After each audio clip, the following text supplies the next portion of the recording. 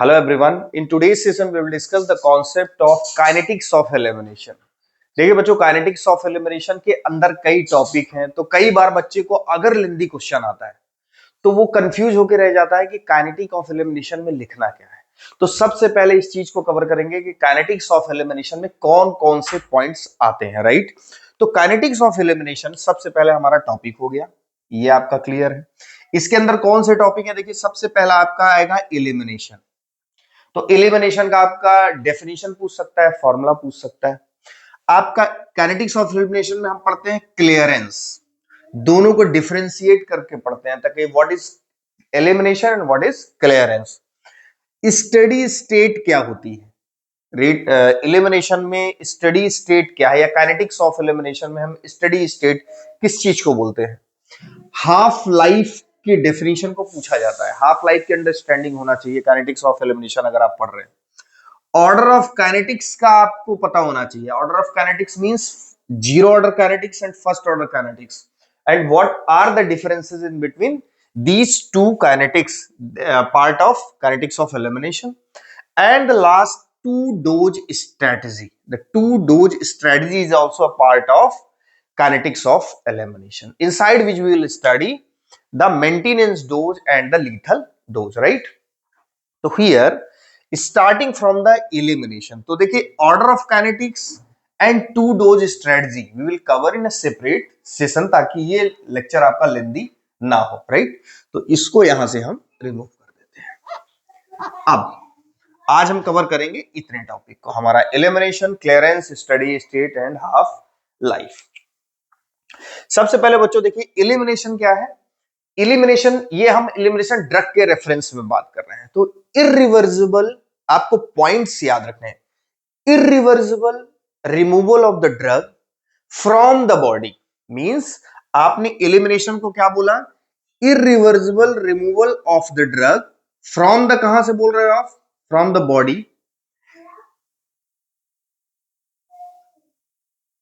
Irreversible removal of the drug from the body in पर unit time.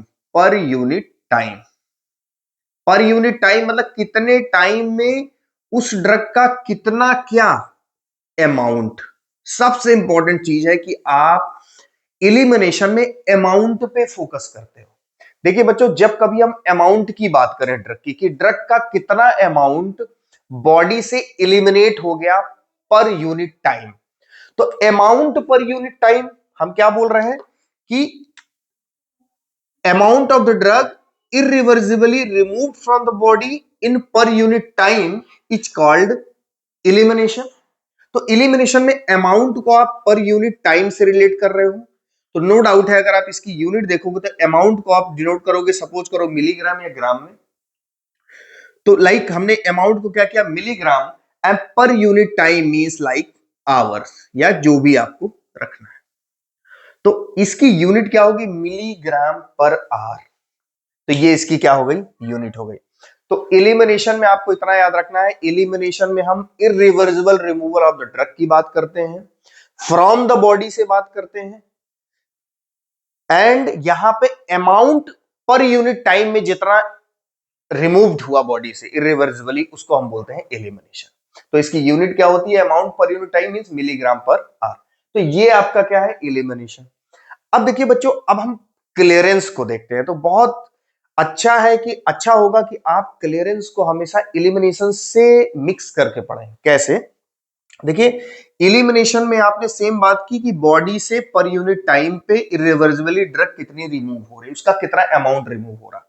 Clearance में हम क्या बोलते हैं कि क्लियरेंस में हमारी सेम ड्रग, यहां हम बोलते हैं किससे क्लियर हुई, बॉडी से यहां हम नहीं बोलते, यहां हम बोलेंगे प्लाज्मा से। किससे, प्लाज्मा से। तो यहां पे अमाउंट की हम चर्चा नहीं करेंगे, यहां पे हम वॉल्यूम ऑफ द ड्रग की बात करेंगे। ये बेसिक डिफरेंस है, amount of the drug per unit time from the body, volume of the drug from the plasma. तो volume of the drug removed from the plasma, तो plasma से कितना volume per unit time निकलता है, that is a part of clearance. तो बहुत clear है कि तो क्लियरेंस क्या हुआ, मींस क्लियरेंस को हम बोलते हैं, क्लियरेंस का जो फॉर्मूला होता है that is rate of elimination upon plasma drug concentration. क्या होता है, rate of elimination upon plasma drug concentration. तो आपका क्लियरेंस, जब आप क्लियरेंस भी क्या है, same rate of elimination is equal to, लेकिन जब रेट ऑफ एलिमिनेशन किसके रेफरेंस में बात करें, अगर बॉडी के रेफरेंस में बात करें तो दैट इज एलिमिनेशन, अगर हम प्लाज्मा के रेफरेंस में बात करें कि प्लाज्मा से कितनी ड्रग रिमूव हो गई तो दैट इज क्लियरेंस। तो क्लियरेंस क्या होगा, rate of elimination upon plasma drug concentration. तो यहां से बड़ा ऑब्वियस सी बात है कि अगर एग्जामिनेशन में क्लियरेंस पूछता है तब तो आप ये फॉर्मूला लिख के उसकी डेफिनेशन लिख देंगे। अगर आपका एलिमिनेशन पूछता है तो एलिमिनेशन में बेसिकली आप सेम क्या लिख सकते हो, इसको आप इस तरीके से कर दो, तो clearance into plasma drug concentration equal to क्या हो गया, रेट ऑफ एलिमिनेशन। तो ये रेट ऑफ एलिमिनेशन का फॉर्मूला हो गया, राइट। यहीं से आपने क्रॉस मल्टीप्लाई कर दिया और इस तरीके से यहां से आप क्लियरेंस मींस ओवरऑल अगर कंक्लूड करें तो क्लियर आपका जो एलिमिनेशन है that is irreversibly removal of the drug, amount of the drug from the body in पर यूनिट टाइम। एलिमिनेशन क्लियरेंस है आपका कि the volume of drug removed from the plasma, drug removed from the plasma, तो आपका क्या हो गया, clearance हो गया। तो ये बच्चों देखिए, आई होप कि आपकी अंडरस्टैंडिंग बन गई होगी, आप नोट्स पढ़ लेंगे तो आपको पूरा क्लियर हो जाएगा। तो इसको मैं यहां से रिमूव कर देता हूं। तो आपका क्या पॉइंट क्लियर हुआ, आपको इलिमिनेशन क्लियर हो गया एंड क्लियरेंस क्लियर हो गया। अब बच्चों बात आती है किसकी, स्टडी स्टेट की। किसकी बात आई, स्टडी स्टेट की। तो स्टडी स्टेट में आपका जो कॉन्सेप्ट है वो ये कहता है कि अगर आप सपोज करिए जैसे आपकी ये बॉडी, राइट, अब यहां आप कोई फिक्स डोज एक स्पेसिफिक इंटरवल के बाद, सपोज करिए 1 आवर का आपने गैप ले लिया और बार बार इसकी फिक्स डोज, कोई भी डोज है XYZ, वो आप कहां एडमिनिस्टर कर रहे हो, किसमें, बॉडी में। तो बॉडी में बेसिकली आप अगर फिक्स डोज को स्टार्टिंग से एडमिनिस्टर कर रहे हो तो धीरे धीरे यहां पे प्लाज्मा ड्रग कंसंट्रेशन क्या होगी, इंक्रीज होगी। इसमें तो कोई रॉकेट साइंस नहीं है कि आप जब ड्रग को धीरे धीरे, मतलब एक स्पेसिफिक इंटरवल के लिए ड्रग की फिक्स डोज को अगर बार बार देते हैं तो प्लाज्मा ड्रग कंसंट्रेशन धीरे धीरे क्या होगी, इंक्रीज होगी। लेकिन आप अगर इस चीज को ध्यान दें कि यहां से जो रेट ऑफ एलिमिनेशन है ड्रग का, क्या है, रेट ऑफ एलिमिनेशन, अगर रेट ऑफ बॉडी से ड्रग का रिमूवल रेट ऑफ एलिमिनेशन अगर किसके इक्वल हो, ड्रग एडमिनिस्ट्रेशन के, एडमिनिस्ट्रेशन मतलब आपने कितना ड्रग स्पेसिफिक इंटरवल में बार बार दिया, उसका जो अमाउंट है वो रेट ऑफ एलिमिनेशन के अमाउंट से मैच करे, रेट ऑफ एलिमिनेशन इक्वल हो दोनों के, ड्रग एडमिनिस्ट्रेशन है, रेट ऑफ एलिमिनेशन का जो रेट है वो दोनों का क्या हो, सेम हो। तो क्या आपको नहीं लगता कि यहां पे जो कंसंट्रेशन होगी वो क्या हो जाएगी, नो चेंज। यहां पे जो कंसंट्रेशन होगी प्लाज्मा ड्रग, उसमें कोई चेंजेस नहीं होंगे। And that time we called this state, we called when the administration rate of administration of a drug is equal to the rate of elimination, and at that point there will be no change in the plasma drug concentration, and that state is called as steady state।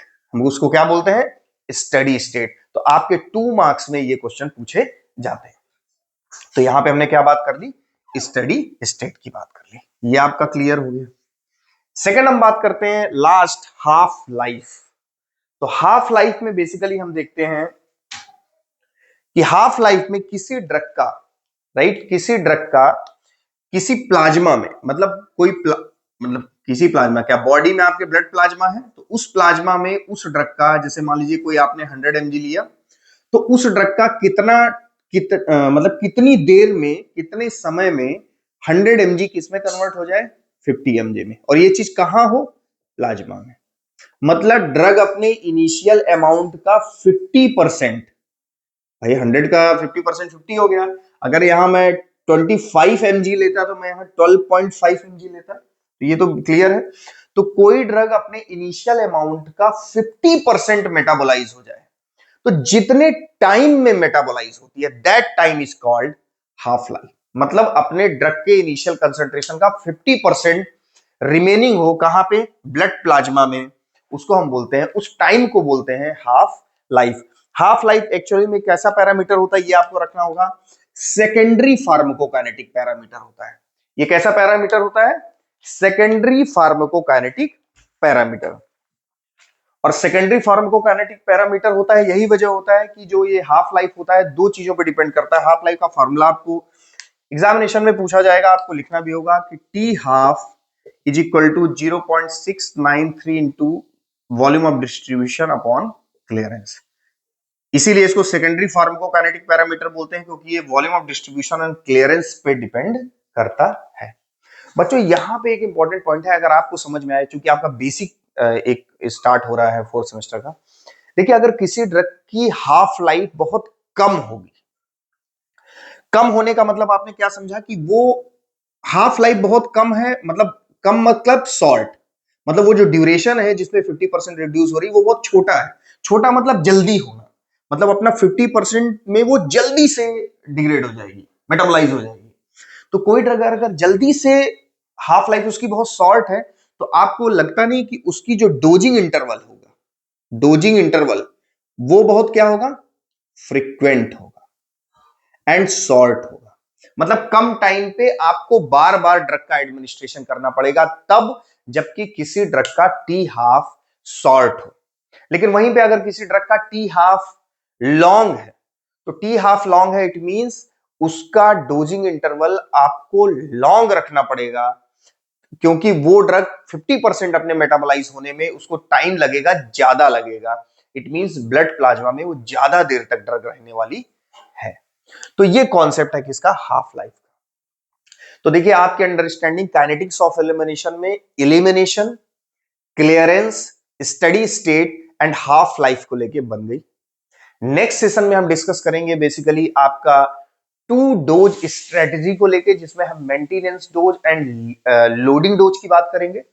And last हमारा जो topic होगा, जो कि बहुत important topic है, the difference in between the first order kinetics and zero order kinetics, जो कि हम ऑर्डर ऑफ काइनेटिक्स के अंदर पढ़ेंगे, जो कि पार्ट है हमारा काइनेटिक्स ऑफ एलिमिनेशन का।